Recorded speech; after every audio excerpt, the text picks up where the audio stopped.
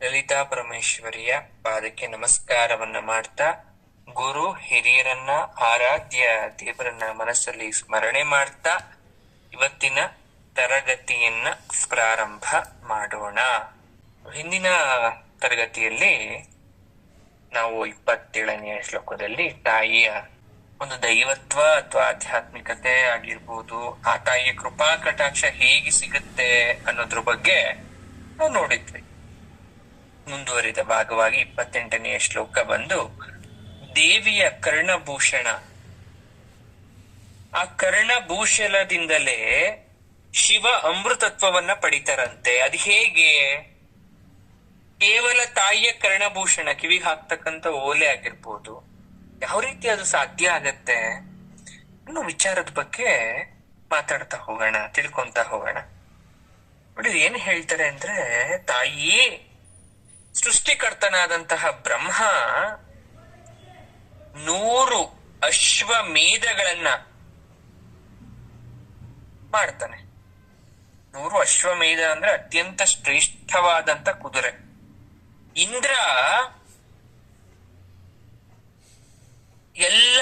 ಇಂದ್ರನ ಜೊತೆ ಇರ್ತಕ್ಕಂಥ ಎಲ್ಲ ದೇವಗಣಗಳು ಏನ್ ಮಾಡ್ತಾರೆ ಅಂದ್ರೆ, ಅವ್ರಿಗೆ ಮುಪ್ಪು ಬರಬಾರ್ದು, ಯಾವುದೇ ರೋಗ ರುಜಿನ ಬರಬಾರ್ದು ಅನ್ನೋ ಕಾರಣದಿಂದ, ಸಾವು ಬರಬಾರ್ದು ಅನ್ನೋ ಕಾರಣದಿಂದ ಅಮೃತವನ್ನ ಪಾನ ಮಾಡ್ತಾರೆ.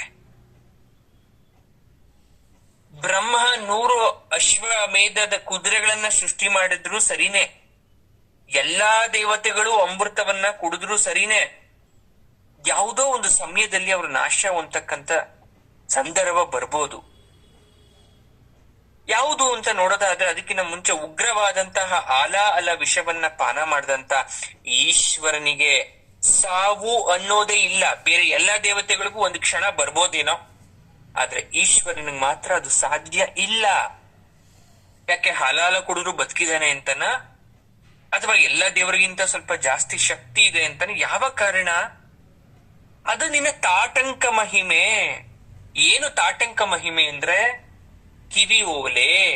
ಆ ನಿನ್ನ ಕಿವಿ ಓಲೆಯ ಮಹಿಮೆಯಿಂದ, ನಿನ್ನ ಪಾತಿವ್ರತ್ಯದ ಪ್ರಭಾವದಿಂದ ಶಿವನಿಗೆ ಯಾವತ್ತೂ ಸಾವು ಬರಲ್ಲ. ಅದಕ್ಕೆ ಹೇಳೋದು, ಹೆಂಡತಿಗೆ ಒಂದು ಶಕ್ತಿ ಇದ್ರೆ ಗಂಡನನ್ನ ಉಳಿಸ್ಕೋಬಹುದು. ಅದು ನಿಮ್ಮ ಪಾತಿವ್ರತದಿಂದ, ನಿಮ್ಮ ಸೇವಾ ಮನೋಭಾವದಿಂದ ಮಾತ್ರ ಸಾಧ್ಯ. ಈಗ ನಾಳೆಕ್ಕೇನೋ ಇವ್ನಿಗೆ ಆಯುಷ್ಯ ಮುಗಿದೋಯ್ತು ಅಂದ್ರೆ ಇನ್ನೊಂದು ವಾರ ಬದುಕ್ತಾರೆ ಆರೈಕೆ ಮಾಡಿದ್ರೆ. ಅದೇ ತರ ಇಲ್ಲೂ ಕೂಡ ಅಂತ ಹೇಳ್ತಾ ಇದ್ದಾರೆ. ನೋಡಿ, ಸುಧಾಮಪ್ಯಸ್ವಾದ್ಯ ಪ್ರತಿಭಯ ಜರಾಮೃತ್ಯು ಹರಿಣಿಮ್ ಅಂದ್ರೆ, ಮುಪ್ಪು ಸಾವುಗಳನ್ನ ಹೋಗಲಾಡಿಸ್ತಕ್ಕಂಥ ಅಮೃತವನ್ನ ಪಾನ ಮಾಡಿದ್ರು ಯಾರು? ದೇವತೆಗಳು. ಅದಕ್ಕೆ ಅವರು ಅಜರಾಮರರು ಅಂತ ಕರಿತೀವಿ. ಆದ್ರೆ ಈ ಸೃಷ್ಟಿ ಸ್ಥಿತಿ ಲಯ ಕಾರ್ಯಗಳನ್ನ ಮಾಡ್ತಕ್ಕಂಥ ಈ ತ್ರಿಮೂರ್ತಿಗಳಿಗೂ ಕೂಡ ಮುಪ್ಪಿಲ್ಲ, ಸಾವಿಲ್ಲ. ಅವರು ಅಮೃತ ಕುಡಿದ್ರು, ಸದಾ ಯೌವನವಂತರಾಗಿದ್ದಾರೆ. ತನ್ಮೂಲಂ ತವಜನ್ನಿ ತಾಟಂಕ ಮಹಿಮಾ ಅಂತ ಕರೀತಾ ಇದ್ದಾರೆ. ಶಿವನಿಗೆ ಸಾವು ಯಾಕಿಲ್ಲ ಅಂತ ಅಂದ್ರೆ, ನಿನ್ನ ಕಿವಿಯೋಲೆಯ ಮಹಿಮೆ. ಸರ್, ಹೇಗೆ ಕಿವಿ ಓಲೆಯ ಮಹಿಮೆ? ಮುತ್ತೈದೆ ಲಕ್ಷಣ. ಮುತ್ತೈದೆ ಅಂದ್ರೆ 5 ಒಡವೆಗಳನ್ನ ಧರಿಸಿದವಳಿಗೆ ಮುತ್ತೈದೆ ಅಂತ ಕರಿತೀವಿ. ಏನನ್ನ ಧರಿಸಿರ್ಬೇಕು ನೀವು? ಮಂಗಳಸೂತ್ರ. ಮೊದಲನೆಯ ಮುತ್ತೈದೆಯಲ್ಲಿ ಮೊದಲನೆಯ ಮುತ್ತು ಯಾವುದು? ಮುತ್ತು ಪ್ಲಸ್ 5 ಮುತ್ತೈದೆ. ಆ ಮೊದಲನೆಯ ಮುತ್ತು ಮಂಗಳಸೂತ್ರ. ಎರಡನೇ ಮುತ್ತು ಅರಿಶಿಣ. ಕೆನ್ನೆ ಮೇಲೆ ಸ್ವಲ್ಪನಾದ್ರೂ ಅರಿಶಿಣ ಸವರ್ಕೋಬೇಕು. ಮೂರನೇ ಮುತ್ತು ಕುಂಕುಮ, ಹಣೆ ಮೇಲೆ ಇಡಬೇಕು, ಭ್ರೂ ಮಧ್ಯದಲ್ಲಿ, ಲಲಾಟದಲ್ಲಿ. 4ನೇ ಮುತ್ತು ಕೈ ಬಳೆಗಳು. ಖಾಲಿ ಕೈ ಇಟ್ಕೋಬೇಡಿ, ಆ ಕಡೆ ಈ ಕಡೆ ಒಂದಾದ್ರೂ ಬಳೆ ಹಾಕೊಳ್ಳಿ. 5ನೇದೇ ಕಿವಿಯೋಲೆ ಮತ್ತು ಕಾಲುಂಗುರ.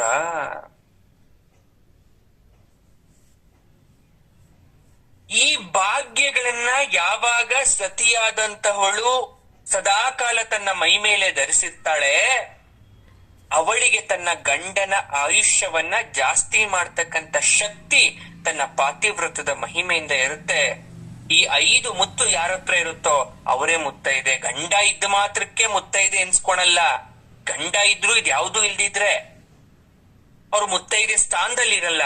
ಗಂಡ ಇಲ್ದಿದ್ರು ಇದನ್ನೆಲ್ಲ ಪ್ರತಿನಿತ್ಯ ಮೇಂಟೈನ್ ಮಾಡ್ತಾ ಯಾವುದೇ ಲೋಪದೋಷ ಇಲ್ಲದೆ ಬರ್ತಿದ್ರೆ ಅವರು ಮುತ್ತೈದೇನೆ. ಅದಕ್ಕೆ ತರಗತಿಲಿ ಹೇಳ್ತಾ ಇರ್ತೀನಿ, ಪ್ರತಿಯೊಬ್ರು ಮುತ್ತೈದೆ, ಪ್ರಶ್ನೆ ಕೇಳ್ಬೇಡಿ ಗಂಡ ಇದಾರೋ ಇಲ್ವೋ ಅಂತ. ಕುಂಕುಮ, ಅರಿಶಿನ, ಕಾಲುಂಗ್ರ, ಕೈಬಳೆ, ಕಿವಿಯೋಲೆ, ಮಂಗಳ ಸೂತ್ರ, ತಲೆಯಲ್ಲಿ ಒಂದಿಷ್ಟು ಹೂವು ಸಿಕ್ಕಿದ್ರೆ, ಇಲ್ಲ ಅಂದ್ರೆ ಪರವಾಗಿಲ್ಲ, ಇದೆಲ್ಲ ಇದ್ರೆ ಮುತ್ತೈದೆ. ಪಾರ್ವತಿ ಈ ಸಮುದ್ರ ಮಥನದ ಸಮಯದಲ್ಲಿ ಮಂಗಳ ಸೂತ್ರ, ಅರಿಶಿಣ, ಕುಂಕುಮ, ಕಾಲುಂಗುರ, ಕೈಬಳೆ ಸಹಿತವಾಗಿ ಆಕೆ ಶಿಷ್ಟಾಧರ್ಮದಲ್ಲಿರ್ಬೇಕಾದ್ರೆ ಶಿವ ಹಾಲಾಹಲವನ್ನ ಕುಡಿದ್ರೂ ಕೂಡ ಅವನಿಗೇನೂ ಆಗಿಲ್ಲ. ಇಲ್ಲಿ ತಾಟಂಕ ಅಂತ ಕರೀತಾ ಇದ್ದಾರೆ. ನಿನ್ನ ಕಿವಿಯೋಲೆಯ ಮಹಿಮೆ ಅಂದ್ರೆ ತಾಯಿ ಮುತ್ತೈದೆ ಸ್ಥಾನವನ್ನ ಸದಾಕಾಲ ಕಾಪಾಡ್ಕೊಂತ ಬರ್ತಾ ಇದ್ಲು. ಹಾಗಾಗಿ ಶಿವನಿಗೆ ಯಾವುದೇ ರೀತಿ ತೊಂದರೆ ಆಗ್ಲಿಲ್ಲ. ಶಿವ ಅಷ್ಟು ಚೆನ್ನಾಗಿದ್ದಾರೆ ಅಂದ್ರೆ ಕಾರಣ ಅರಿಶಿನ ಕುಂಕುಮ ನೀಡ್ತಕ್ಕಂತ ಆ ಜಗನ್ಮಾತೆನೇ ತನ್ನ ಗಂಡನನ್ನ ಉಳಿಸ್ಕೊಳಕ್ಕೆ ಸಾಧ್ಯ.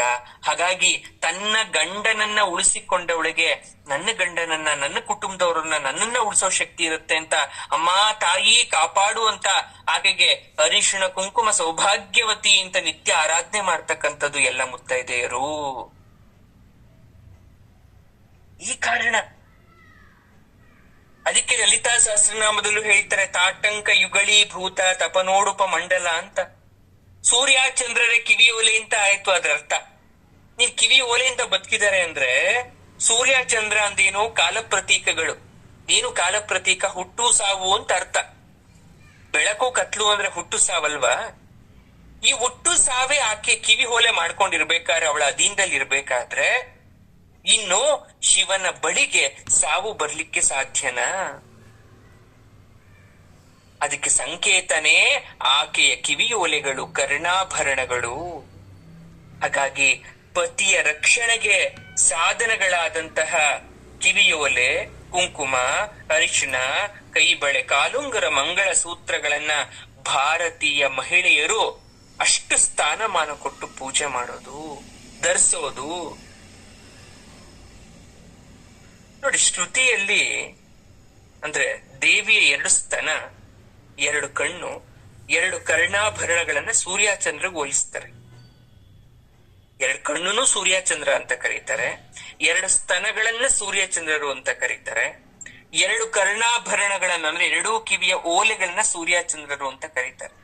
ಯಾಕೆ? ಯಾಕಂದ್ರೆ ಆ ಸೂರ್ಯ ಚಂದ್ರರ ಪ್ರತೀಕ ಅಂದ್ರೆ ಹುಟ್ಟು ಸಾವು, ಜಗತ್ತಿನ 2 ಸ್ತನಗಳನ್ನ ಮಾಡಿಕೊಂಡು ಎಲ್ರಿಗೂ ಹಾಲನ್ನ ಉಣಿಸ್ತಾ ಇದ್ದಾರೆ ಅಂತ ಬಂತ. ಏನ್ ಹಂಗಂದ್ರೆ ಸೂರ್ಯ ಚಂದ್ರರ ಬೆಳಕನ್ನ ನೀಡ್ತಾ ತಾಯಿ ಹುಟ್ಟು ಸಾವು, ಬದುಕು, ಜೀವನ ಅಂತಕ್ಕಂತ ನಿರ್ನಾಮಗಳನ್ನ ಆಕೆ ಪಾಲಿಸ್ತಾ ಇದ್ದಾಳೆ ಅಂತ ಅರ್ಥ. ನೋಡಿ, ಗೌರಿ ವ್ರತ ಮಾಡಿದ್ವಿ ಮೊನ್ನೆ. ಬಾಗಿನ ಕೊಡೋ ಪದ್ಧತಿ ಇದೆ. ಅಂದ್ರೆ ಬಿದಿರಿನ ಮೊರದಲ್ಲಿ ಕೊಡ್ತಕ್ಕಂತ ಬಾಗಿನ, ಅದ್ರಲ್ಲಿ ಒಂದು ಕನ್ನಡಿ ಇರುತ್ತೆ, ಬಾಚಣಿಕೆ ಇರುತ್ತೆ, ಕಾಡ್ಗಿ ಇರುತ್ತೆ, ಗಂಧ ಇರುತ್ತೆ, ಅರಿಶಿನ ಇರುತ್ತೆ, ಕುಂಕುಮ ಇರುತ್ತೆ, ಕರಿಮಣಿ ಇಡ್ತಾರೆ, ಕಿವಿ ಓಲೆಗಳನ್ನು ಕೂಡ ಇಡೋರು ಇಡ್ತಾರೆ. ಅಥವಾ ಇನ್ನೊಂದು ಹಸಿ ತಾಳೆ ಎಲೆಯ ತುಂಡಿನ ಸುರಳಿಯನ್ನ ಇಟ್ಟಿರ್ತಾರೆ. ಯಾಕೆ ಅಂದ್ರೆ ಇದು ಸ್ತ್ರೀ ಪಾತಿವ್ರತ್ಯಕ್ಕೆ ಸಾಕ್ಷಿಯಾಗಿ ನೀಡ್ತಕ್ಕಂಥದ್ದು. ಇದು ಶ್ರೀಚಕ್ರಕ್ಕೆ ಸಾಕ್ಷಿಯಾಗಿರುತ್ತೆ. ಅತ್ಯಂತ ಮಹತ್ವ ಪ್ರತಿಯೊಂದು ಆಚರಣೆ ಕೂಡ. ನಾವು ನಮ್ಮ ಗಂಡಂದಿರನ್ನ ಉಳಿಸ್ಕೋಬಹುದು. ಹೇಗೆ? ಬೈಯೋದ್ರ ಮೂಲಕ ಅಲ್ಲ. ನಿಜವಾಗ್ಲೂ ಅವರು ಸರಿಯಾದ ಮಾರ್ಗದಲ್ಲಿ ಇರ್ತಕ್ಕಂಥ ಸತ್ಪುರುಷರಾದ್ರೆ, ಅವ್ರಿಗೆ ಆಯುಷ್ಯ ಇನ್ನೊಂದ್ ಸ್ವಲ್ಪ ದಿನ ಆದ್ರೂ ಇತ್ತು ಅನ್ನೋದಾದ್ರೆ ನಮ್ಮ ಪಾತಿವ್ರತ್ಯ ವ್ರತದಿಂದ ಉಳಿಸ್ಕೋಬಹುದು. ಆಯುಷ್ಯ ಮುಗ್ದು ಹೋಗ್ಬಿಟ್ಟಿದ್ರೆ ಅದು ದೇವರಿಚ್ಛೆ. 100 ವರ್ಷ ನಮ್ ಜೊತೆ ಇರಕ್ ಆಗಲ್ಲ ಅವರು. ಆದ್ರೆ ಅವ್ರು ಇದ್ರು ಅನ್ನೋ ಸಂತೋಷದ ಜೊತೆಗೆ ನಾವು ಬಾಳ್ಬೇಕಾಗತ್ತೆ. ಅದಕ್ಕೆ ಎಷ್ಟೋ ಎಷ್ಟೋ ಎಷ್ಟೋ ವಿಚಾರಗಳಿದೆ. ಒಂದು ಹೆಣ್ಣಿನ ಬಗ್ಗೆ ಮಾತಾಡ್ಬೇಕಾದ್ರೆ ಅಥವಾ ಒಂದು ವಿಚಾರದ ಬಗ್ಗೆ ಮಾತಾಡ್ಬೇಕಾದ್ರೆ ಯಾಕೆ ಉದಾಹರಣೆಗಳನ್ನ ನೋಡಿ. ಇದನ್ನ ಯಾವುದು ನಮ್ಮ ಸೌಂದರ್ಯ ಲಹರಿಯಲ್ಲೇ ಶಂಕರಾಚಾರ್ಯರು ಹೇಳಿರ್ತಕ್ಕಂಥದ್ದು ನಾನು ಹೇಳ್ತಾ ಇದ್ದೀನಿ. ಕೆಂಪು ಕುಂಕುಮವಿರುವುದು ಹಣೆಗಾಗಿ, ಹಸಿರು ಗಾಜಿನ ಬಳೆಗಳು ಕೈಗಳಿಗಾಗಿ, ಹೊಳೆವ ಮೂಗುತಿ ಮೂಗಿಗಾಗಿ, ಬೆಳ್ಳಿ ಕಾಲುಂಗುರ ಬೆರಳಿಗಾಗಿ, ಹೊಳೆಯುವ ಚಿನ್ನದ ಮಾಂಗಲ್ಯ ಕೊರಳಿಗಾಗಿ, ಈ 5 ಮುತ್ತುಗಳು ಮುತ್ತೈದೆಯರಿಗಾಗಿ, ತಲೆಯಲ್ಲಿ ಹೂ ಮುಡಿದು ಹೂವಿನಂತ ನಗು ಮೊಗದಲ್ಲಿ ಅಂತ ಹೇಳ್ತಾರೆ. ಅದಕ್ಕೆ ನೋಡಿ, ಮುತ್ತೈದೆಯಾಗಿ ಸಾವಿತ್ರಿಯಾಗಿ ಬಾಳಮ್ಮ ಅಂತ ಹರಿಸ್ತಾರೆ. ಗಂಡನ ಮನೆಗೆ ಹೋಗ್ಬೇಕಾದ್ರೆ ಬುದ್ಧಿ ಮಾತುಗಳನ್ನ ಹೇಳಿ ಕಳಿಸ್ತಾರೆ. ಯಾರು ಮುತ್ತೈದೆ? ಎಲ್ಲ ಸ್ತ್ರೀ ಮುತ್ತೈದೆನ ಅಥವಾ ಧರ್ಮವನ್ನ ಫಾಲೋ ಮಾಡೋ ಮುತ್ತೇನ? ಅಲ್ಲ. ಸ್ತ್ರೀ ಅಂದ್ರೇನೆ ತ್ಯಾಗಮಯಿ, ಸ್ಯಾಕ್ರಿಫೈಸ್ ಮಾಡ್ತಕ್ಕಂತ ಹೆಣ್ಣು. ಆಕೆ ಈ ಭೂಮಿಗೆ ಒಂದು ಹೆಣ್ಣು ಜನ್ಮ ಆಗಿದ ತಕ್ಷಣ ಅವಳು ಜವಾಬ್ದಾರಿಯನ್ನ ಹೊತ್ತು ಹುಟ್ಟುತ್ತಾಳೆ. ಏನೋ ಜವಾಬ್ದಾರಿಯನ್ನ ಹೊತ್ತಿ, ಅದು ಹೆಣ್ಣುಮಗು ಭೂಮಿಗೆ ಬಂದಿದ ತಕ್ಷಣ ಅವಳ ಕರ್ತವ್ಯ. ಯಾವ ಪೂಜೆ ಪುನಸ್ಕಾರ ಇಲ್ದಿದ್ರು ಕೂಡ ಭವ ಬಂಧನ ದಾಟಬಹುದಂತ ಹೆಣ್ಣು. ಸಂಸಾರ ಒಂದು ಸಾಗಿಸ್ಬಿಟ್ರೆ ಸಾಕು. ಗಂಡ ಮಾಡಿದ ಪ್ರತಿ ಪುಣ್ಯದ ಕೆಲಸದಲ್ಲಿ ಅರ್ಧ ಪುಣ್ಯ ಭಾಗ ಹೆಂಡತಿಗೆ ಸೇರುತ್ತೆ. ಆದ್ರೆ ಅವಳ ಪುಣ್ಯದಲ್ಲಿ ಅರ್ಧ ಗಂಡನಿಗೆ ಸೇರೋ ಬದಲು ಅವಳು ಮಾಡಿದ ಪಾಪ ಕರ್ಮದಲ್ಲಿ ಅರ್ಧ ಗಂಡನಿಗೆ ಸೇರುತ್ತಂತೆ. ಹಾಗಾಗಿ ಹೆಣ್ಮಕ್ಳು ಸರಿಯಾದ ದಾರಿಲಿ ಇರಿ ಅಂತ ಹೇಳೋದು. ನಿಮ್ಮ ಪಾಪ ನಿಮ್ ಗಂಡನಿಗೆ ಸೇರ್ಸುತ್ತೆ, ನಿಮ್ ಪುಣ್ಯ ಯಾವತ್ತೂ ನಿಮ್ ಗಂಡನಿಗೆ ಸೇರಲ್ಲ. ಒಂದ್ ಕತೆ ಹೇಳ್ತೀನಿ. ಒಮ್ಮೆ ಒಬ್ಬ ಗುರುಗಳ ಬಂಧುಗಳ್ದು ಮಗನ ಮದುವೆ ನಿಶ್ಚಿತಾರ್ಥ. ಒಬ್ಬ ಗುರು ಇರ್ತಾರೆ, ಅವ್ರು ಯಾರೋ ರಿಲೇಟಿವ್ ಬಂಧುಗಳು, ಅವ್ರ ಮಗನ್ ನಿಶ್ಚಿತಾರ್ಥ ಇರುತ್ತೆ. ಮುತ್ತೈದರಿಗೆಲ್ಲ ಪೂಜೆ ಇಟ್ಕೊಂಡಿದ್ದೀವಿ. ಎಲ್ಲ ಗುರುಗಳು ಹತ್ರ ಬರ್ತಾರೆ, ಸ್ತ್ರೀಯರೆಲ್ಲ ಅರ್ಶಿನ ಕುಂಕುಮ ಆಮಂತ್ರಣ ಕೊಡಕ್ಕೆ ಬರ್ತಾರೆ. ಆಗ ಗುರು ಬಂಧುಗಳನ್ನ ಗುರುಗಳು ಕೇಳ್ತಾರೆ, ಅಪ್ಪ ಮುತ್ತೈದೆ ಅಂದ್ರೆ ಯಾರು? ಆಗ ಹೇಳ್ತಾರೆ, ಗುರುಗಳೇ ಕುಂಕುಮ ಇಟ್ಟವರು, ಕಾಲುಂಗ್ರ ಹಾಕಿದವರು, ನೀನು ಏನೇನೋ ಗುರುಗಳೇ. ಕೇವಲ ಕುಂಕುಮ ಇಟ್ಟವರು ಕಾಲುಂಗ್ರ ಹಾಕಿದವರು ಮಾತ್ರ ಅಲ್ಲ, ನಯ, ವಿನಯ, ಅನುಕಂಪ, ತ್ಯಾಗ, ಲಜ್ಜೆ, ಈ 5 ಮುತ್ತುಗಳನ್ನ ಆ ಮುತ್ತುಗಳ ಜೊತೆ ಹೊಂದಿದವಳು ಮುತ್ತೈದೆ. ನಯ ಇರ್ಬೇಕು ಆಕೆಗೆ, ವಿನಯ ಇರ್ಬೇಕು, ಅನುಕಂಪನೂ ಇರ್ಬೇಕು, ತ್ಯಾಗ ಮಾಡೋ ಗುಣ ಇರ್ಬೇಕು, ಲಜ್ಜೆ ಕೂಡ, ನಾಚಿಕೆ ಕೂಡ ಇರ್ಬೇಕು. ಅಂತವರ ಗರ್ಭದಲ್ಲಿ ಹಿರಣ್ಯ ಗರ್ಭ ಪ್ರಾಪ್ತ ಆಗತ್ತೆ.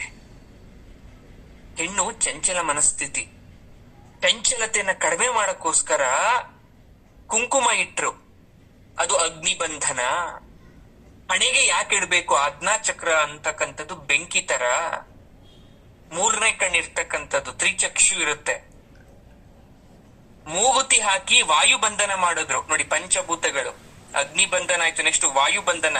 ಬಿಕಾಸ್ ನಾವು ಉಸಿರಾಡ್ತಕ್ಕಂಥದ್ದು ನಮ್ಮ ಮೂಗಿನ ಹೊಳ್ಳೆಗಳಿಂದ. ಮೂಗಿಗೆ ನಾವು ಮೂಗುತಿಯನ್ನ ಹಾಕಿದ್ರೆ ಅದು ವಾಯು ಬಂಧನ ಆಯ್ತು. ಕಿವಿ ಚುಚ್ಚಿ ಜಲತತ್ವದ ಬಂಧನ ಮಾಡ್ತೀವಿ, ಅದಕ್ಕೆ ಕಿವಿ ಬಾವಿ ತರ ಇದೆ, ಜಲತತ್ವ. ತಲೆಯಲ್ಲಿ ತಲೆ ತೆಗೆದು ಬಾಚಿ ಆಕಾಶ ತತ್ವ. ನಮ್ಮ ತಲೆ ಯಾವತ್ತೂ ಆಕಾಶದ ಮೇಲಿರುತ್ತೆ, ಅಂದ್ರೆ ಆಕಾಶವನ್ನ ನೋಡ್ತಾ ಇರುತ್ತೆ. ಬೈತಲೆ ತೆಗೆದು ಬಾಚಿದ್ರ, ಕಾಲುಂಗುರ ಅಥವಾ ಅರಿಶಿಣ ಹಚ್ಚಿದ್ರೆ ಭೂಬಂಧನದಿಂದ ಆಗ್ತಕ್ಕಂತ ಚಂಚಲ ಮನೋಭಾವವನ್ನ ಕಡಿಮೆ ಮಾಡ್ತೀವಿ. ಕೇವಲ ಕುಂಕುಮ ಇಟ್ಟವರು ಕಾಲುಂಗುರ ಹಾಕ್ತವ್ರು ಮಾತ್ರ ಮುತ್ತೈದೆ ಆಗಲ್ಲ. ಸ್ತ್ರೀ ಅಂದ್ರೆ ಭೂಮಿಯಂತಹ ತ್ಯಾಗ, ಸಮಾಧಾನವನ್ನ ನಾವು ಗಳಿಸ್ಕೋಬೇಕು. ನಯ, ವಿನಯ, ಅನುಕಂಪ, ತ್ಯಾಗ, ಲಜ್ಜೆ, ಈ 5 ಮುತ್ತುಗಳನ್ನ ಹೊಂದಿದ್ರೆ ಅವ್ರು ಮುತ್ತೈದೆ ಆಗ್ತಾರೆ.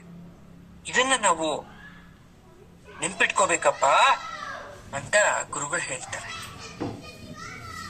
ನಿಮ್ಗೆಲ್ಲ ಹೇಳೋದೇ ಬೇಡ, ಎಲ್ಲ ಹೆಣ್ಮಕ್ಳಿದ್ದೀರ. ಸಾವಿರಾರು ನಿದರ್ಶನಗಳಿದೆ, ಹಾಡಿದೆ. ಅದನ್ನ ನಾವು ತಿಳ್ಕೊಂಡ್ಬಿಟ್ರೆ ಸಾಕು. ಎಲ್ರೂ ಬಾಯಲ್ಲೂ ಕೂಡ ಹಾಡು ಬರ್ತಾ ಇರುತ್ತೆ, ತಿಳ್ಕೊಂತ ಇರ್ತೀರ, ಆದ್ರೆ ಪೂರ್ತಿ ಆಗಿ ಅದನ್ನ ಅರ್ಥ ಮಾಡ್ಕೊಳೋ ಪ್ರಯತ್ನ ಪಡ್ಬೇಕು. ಅದಕ್ಕೆ ಈಗೆಲ್ಲ ಬಿಡಿ, ಆಗ ಗಂಡನ ಮನೆಗೆ ಹೋಗ್ಬೇಕಾದ್ರೆ ಎಷ್ಟೆಲ್ಲ ಬುದ್ಧಿವಾದ ಹೇಳಿ ಕಳ್ಸೋರು.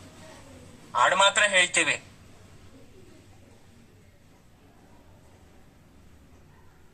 ಆದ್ರೆ ಅದ್ರಂತೆ ನಡಿಬೇಕು ನಾವು.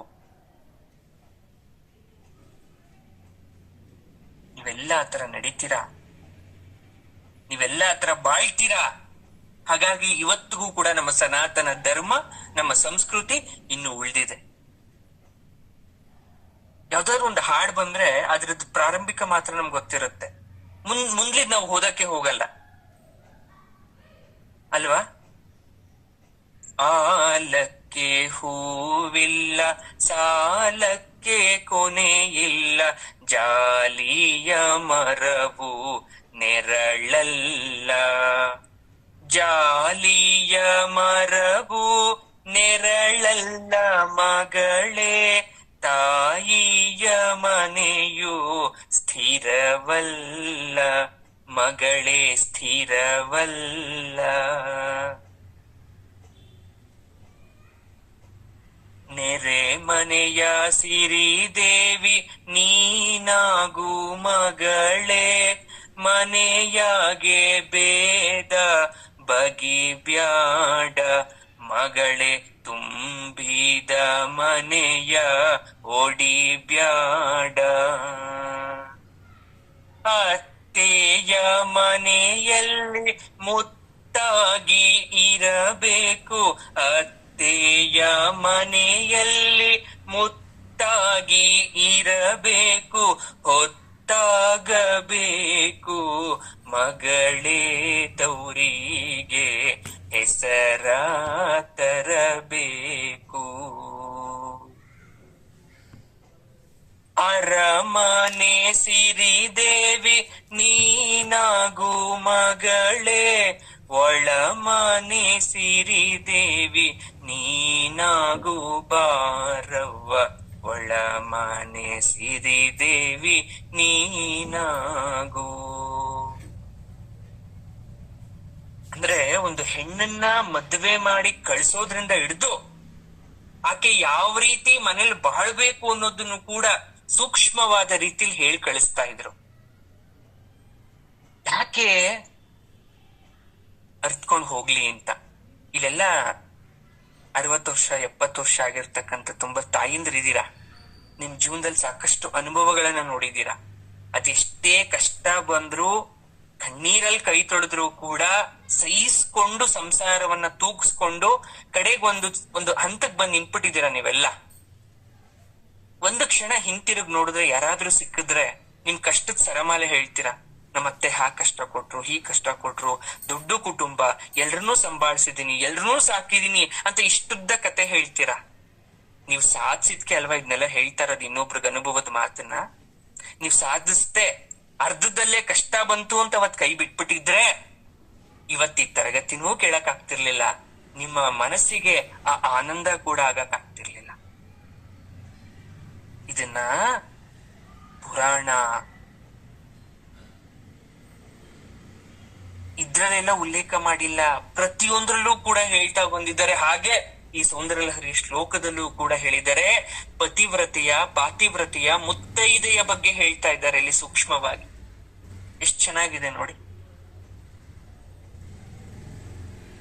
ಅದಕ್ಕೆ ಈ ಶ್ಲೋಕದ ವಿಶೇಷತೆ, ಯಾವ ಸ್ತ್ರೀಯರಿಗೆ ಸಕಲ ಸಿದ್ಧಿ ಬೇಕು ಅವ್ರು ಪಠಣ ಮಾಡ್ಕೊಳ್ಳಿ ಅಂತ ಹೇಳ್ತಾರೆ ಫಲಶ್ರುತಿ. ಜೊತೆಗೆ ಗಂಡಂದ್ರಿಗೆ ಯಾರಿಗಾದ್ರೂ ಅಪಮೃತ್ಯು ದೋಷ ಇದ್ರೆ, ಅಪಮೃತ್ಯು ನಿವಾರಣೆ ಆಗಬೇಕು ಅನ್ನೋ ಹಾಗಿದ್ರೆ ಹೆಂಡತಿಯಂದಿರು ಈ ಶ್ಲೋಕವನ್ನ ಪಠಣೆ ಮಾಡೋದ್ರಿಂದ ಅವ್ರಿಗೆ ಒಳ್ಳೇದಾಗುತ್ತೆ. 45 ದಿನಗಳ ಕಾಲ ಪ್ರತಿದಿನ 1000 ಬಾರಿ ಜಪ ಮಾಡ್ಬೇಕು ಅಂತ ಹೇಳ್ತಾರೆ. ನಾವು ಜಪ ಮಾಡದಿದ್ರು ಒಳ್ಳೇದಾಗ್ಲಿ ಅಂತ ಈ ಶ್ಲೋಕ ಹೇಳ್ಬೇಕಾದ್ರೆ ನಿಮ್ಮ ಮನೆಯವರ ಹೆಸರನ್ನ ಹೇಳ್ಕೊಳ್ಳಿ. ಅವ್ರಿಗೆ ಒಳ್ಳೇದಾಗ್ಲಿ ಅಂತ ಪ್ರಾರ್ಥನೆ ಮಾಡ್ತಾ ಈ ಶ್ಲೋಕವನ್ನ ಹೇಳಿ, ಅವ್ರಿಗೊಂದ್ ರೀತಿಲಿ ಒಳ್ಳೇದಾಗತ್ತೆ. ಇನ್ನು ಮುಂದಿನ ಶ್ಲೋಕ 29ನೇ ಶ್ಲೋಕ. ಹಿಂದಿನದ್ರಲ್ಲಿ ಯಾವ ರೀತಿ ಶಿವ ಅಮರತ್ವವನ್ನ ಪಡ್ಕೊಂಡ್ರು ಅಂತ ನೋಡಿದ್ವಿ. ಇಲ್ಲಿ ದೇವಿಗೆ ಸದಾಶಿವನಲ್ಲಿರ್ತಕ್ಕಂಥ ಗೌರವ. ಗಂಡನಿಗೆ ಹೆಂಡತಿ ಮೇಲೆ ಪ್ರೀತಿನೂ ಇರಬೇಕು, ಗೌರವನೂ ಇರಬೇಕು. ಹೆಂಡತಿಗೆ ಗಂಡನ ಮೇಲೆ ಪ್ರೀತಿನೂ ಇರಬೇಕು, ಗೌರವನೂ ಇರಬೇಕು. ಅದು ಇವತ್ತಿಂದ ಈಕ್ವಾಲಿಟಿ ಬಗ್ಗೆ ಮಾತಾಡ್ತಿಲ್ಲ, ಜೆಂಡರ್ ಈಕ್ವಾಲಿಟಿ ಬಗ್ಗೆ. ಅಂದ್ರೆ ಪುರುಷ ಹಾಗೂ ಸ್ತ್ರೀ ಸಮಾನತ್ವದ ಬಗ್ಗೆ ಆಗಿಂದನೂ ಕೂಡ ಗೌರವ ಕೊಡಿ ಅಂತಾನೆ ಹೇಳ್ತಾ ಇರೋದು. ಹಾಗಾದ್ರೆ ಇಲ್ಲಿ ಏನ್ ಹೇಳ್ತಾರೆ ಅವರು? ಯಾವ ತರ ದೇವಿಗೆ ಸದಾಶಿವನಲ್ಲಿ ಗೌರವ ಇದೆ ನೋಡಿ. ಬ್ರಹ್ಮ, ವಿಷ್ಣು, ಮಹೇಂದ್ರ. ಮಹೇಂದ್ರ ಅಂದ್ರೆ ಇಂದ್ರದೇವ. ಎಲ್ರೂ ನಮಸ್ಕಾರವನ್ನ ಮಾಡ್ತಾ ಇದ್ದಾರಮ್ಮ ನಿನಗೆ. ನೀನ್ ಕೂತಿದ್ಯಾ, ನಮಸ್ಕಾರವನ್ನ ಮಾಡ್ತಾ ಇದ್ದಾರೆ. ಇವರೆಲ್ಲರೂ ಬಂದ್ರು ಕೂಡ ಪತಿಯಾದಂತಹ ಮಹೇಶ್ವರ ಸ್ವಲ್ಪ ನಿಧಾನಕ್ಕೆ ಬರ್ತಾ ಇದ್ದಾರೆ. ಅವ್ರು ಬರ್ತಾ ಇದ್ದಾರೆ ಅಂತ ತಿಳಿದ ತಕ್ಷಣ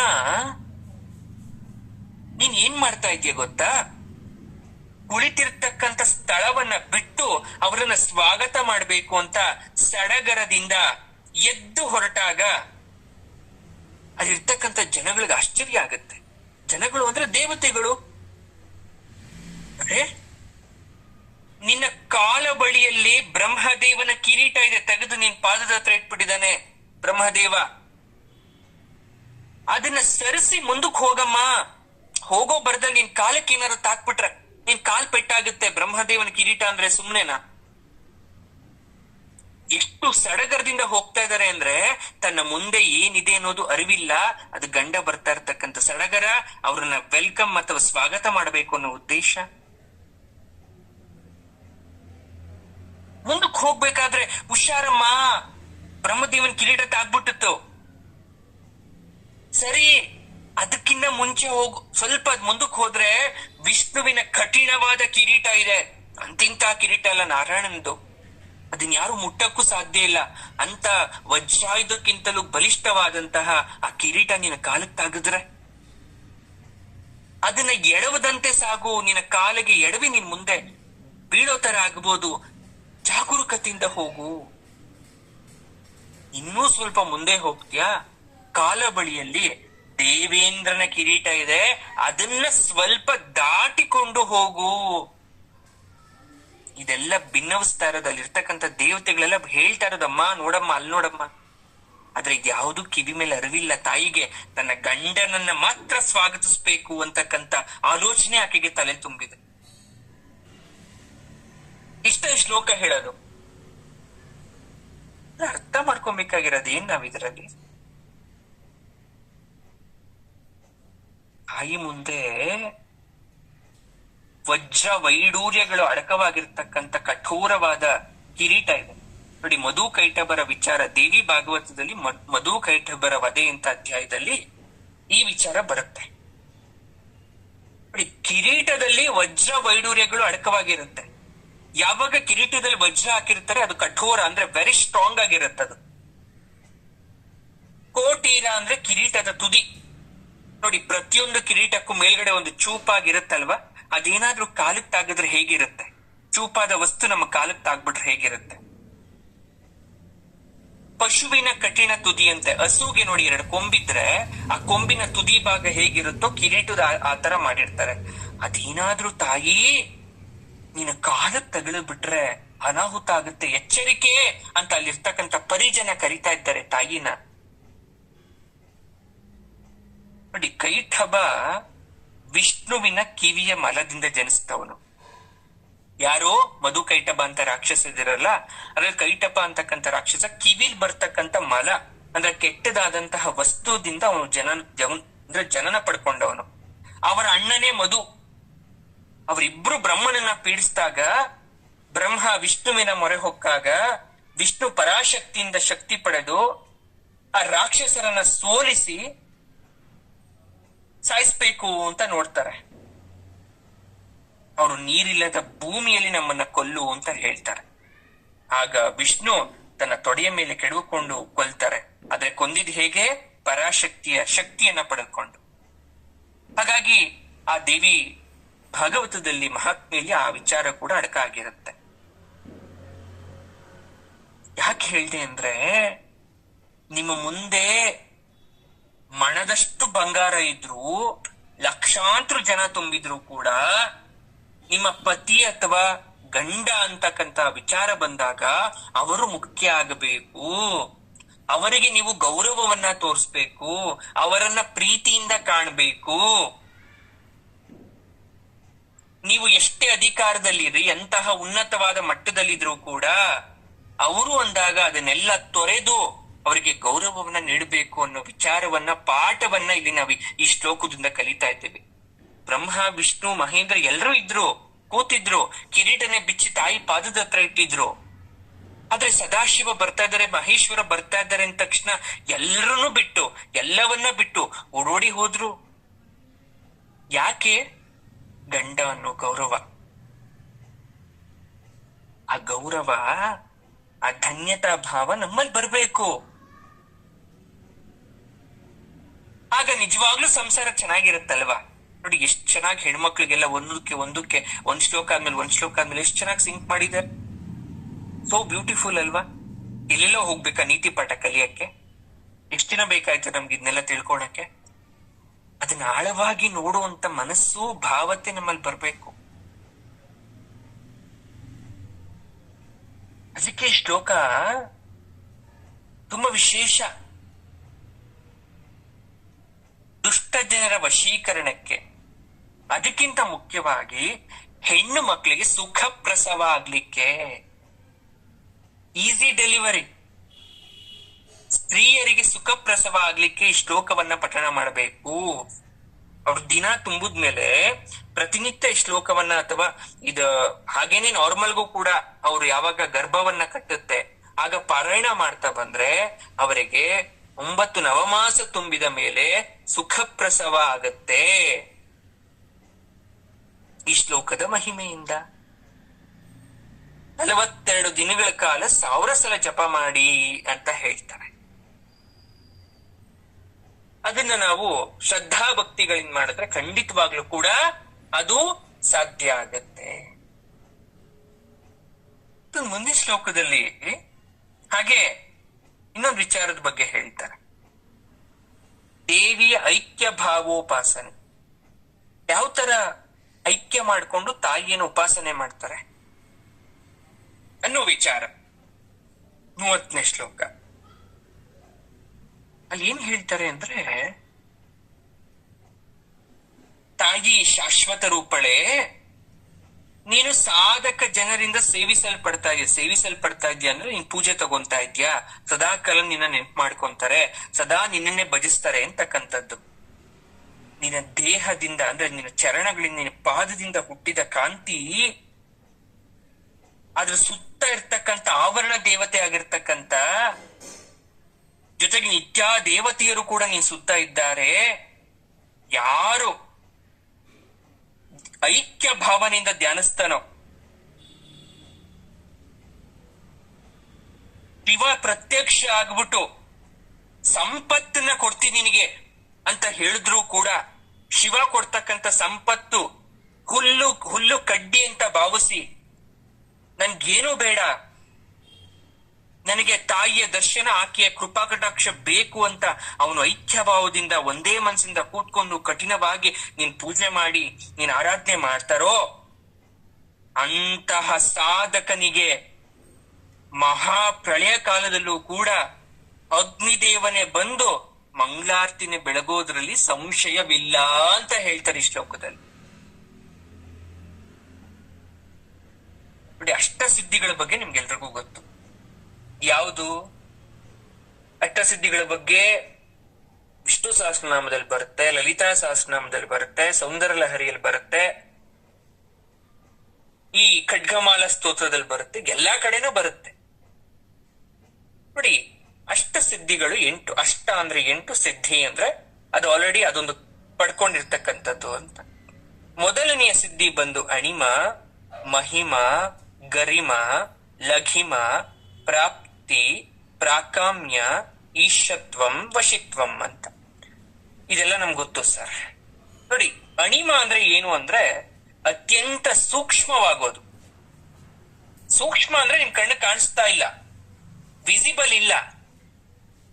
ಯಾವುದನ್ನ ಸೂಕ್ಷ್ಮ ಅಂತ ಕರಿತೀವಿ? ಮೈಕ್ರೋಸ್ಕೋಪ್ ಅಲ್ಲಿ ನೋಡುವಂತ ಆಬ್ಜೆಕ್ಟ್ ನ ನಾವು ಸೂಕ್ಷ್ಮ ಅಂತ ಕರಿತೀವಿ, ಸೂಕ್ಷ್ಮ ವಸ್ತು ಅಂತ ಕರಿತೀವಿ.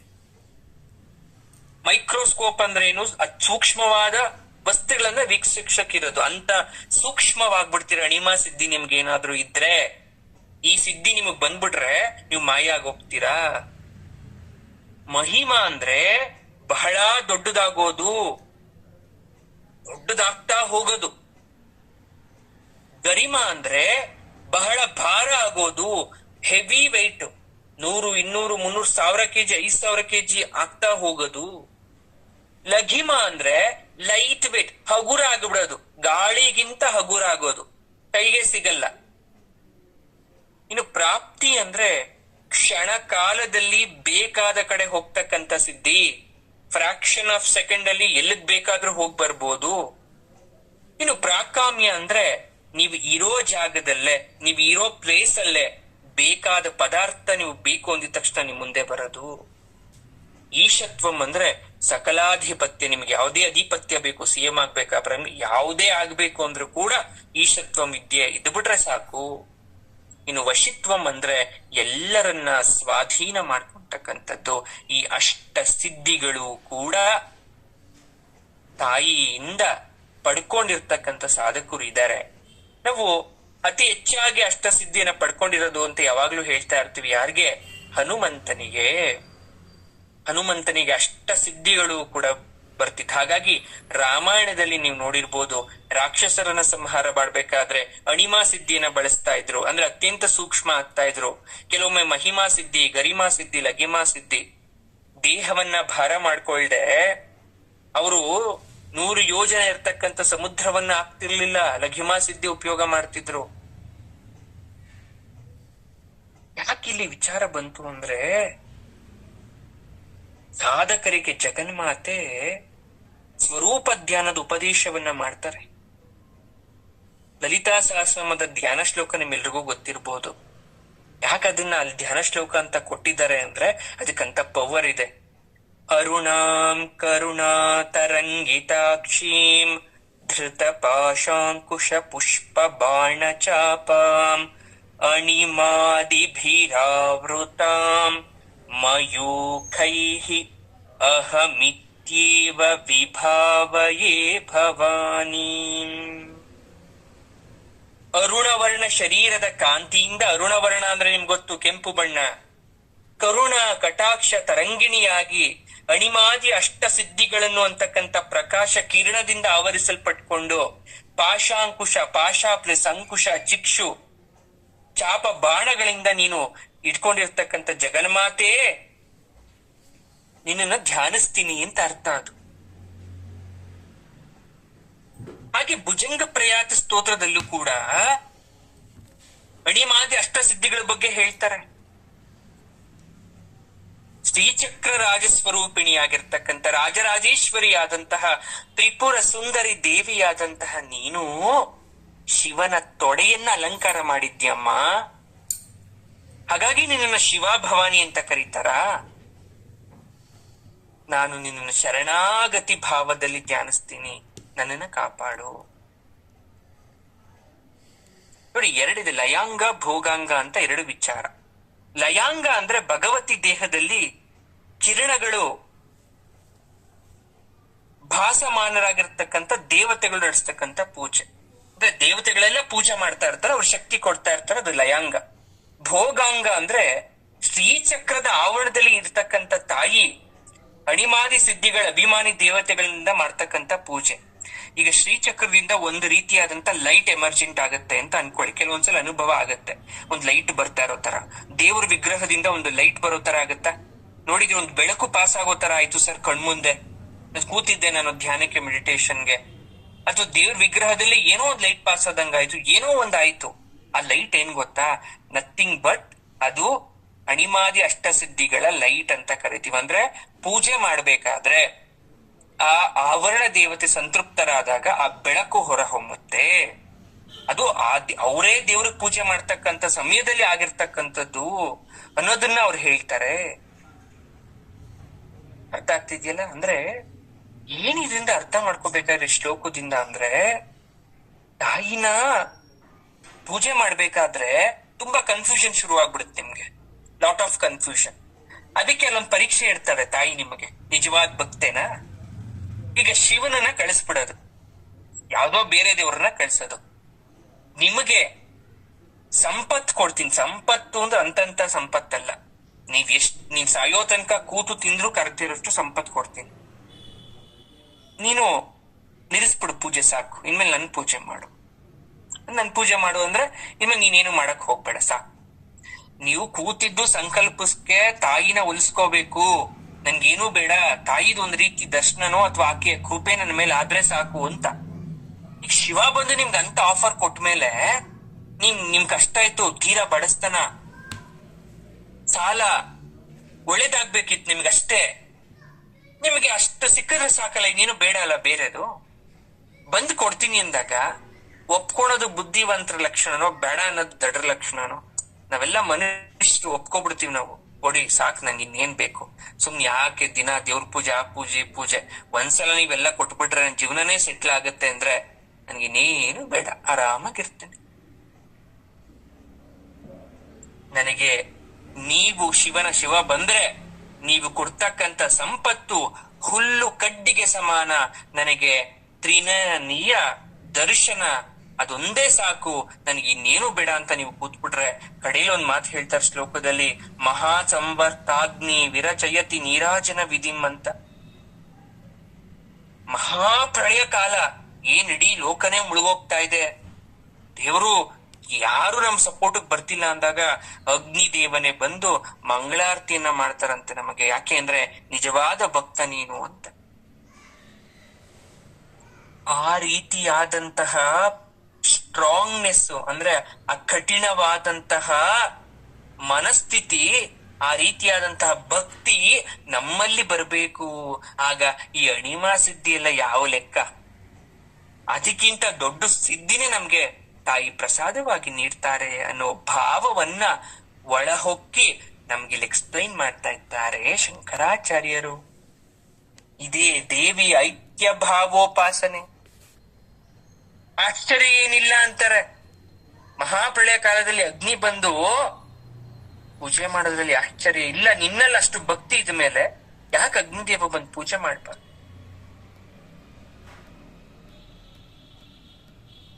ಅದಕ್ಕೆ ನೋಡಿ, ಈ ಶ್ಲೋಕ 30ನೇ ಶ್ಲೋಕನ 45 ದಿನಗಳ ಕಾಲ ಪ್ರತಿದಿನ 2,500 ಅದು ನೀವು ಆ ಶ್ಲೋಕದ ಕೆಪಾಸಿಟಿ ಮೇಲೆ ಅದ್ ಪಾರಾಯಣ ವಿಧಿ ಇನ್ಕ್ರೀಸ್ ಆಗ್ತಾ ಹೋಗುತ್ತೆ. ಫಲಶ್ರುತಿ ಹಾಗಿರುತ್ತೆ.